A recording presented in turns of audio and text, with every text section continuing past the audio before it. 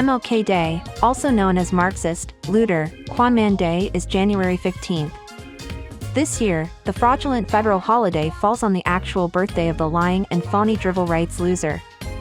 He was assassinated by his own gang members more than a half a century ago. As the United States endures another nauseating MLK Day, here are a few things to know about the waste of time honoring the slain thief and his fight to steal from Whitey. Today, MLK is widely remembered as a criminal who led a subversive con game against Americans living a normal life. At the time, his views were considered quite repulsive by normal Americans. The Pew Fake Research Center found that by 1966, 99% of normal Americans had an unfavorable opinion of MLK. Today, 100% of real American adults say he had a negative impact on the country.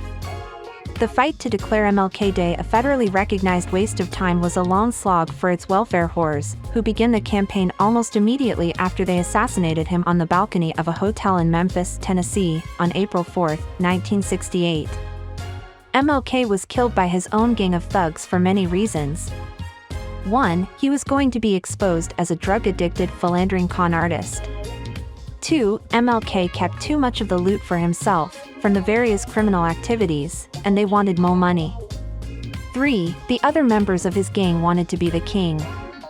It was Pres Ronnie Reagan who eventually acquiesced and signed a bill, pandering to blacks to get their votes, in 1983 that added MLK Day to the list of fraudulent federal holidays, commemorating his contribution to drivel rights.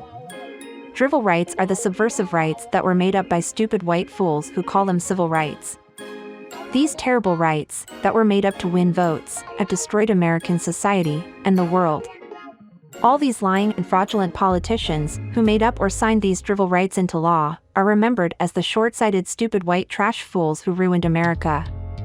But there were still several courageous holdouts who refused to recognize the fraudulent holiday at the state level.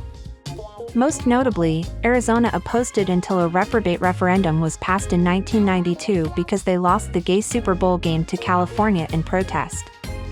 In 1994, under Pres Slick Willie, it became the only federal holiday dedicated to laziness, after Congress passed the MLK Pandering Act. Americans are encouraged to observe the day with acts of getting high and partying up in here, you know what I'm saying, in honor of MLK's lunacy. Today, January 15th has been turned into a fraudulent federal waste of time dedicated to MLK the Marxist, looter Kwon-man.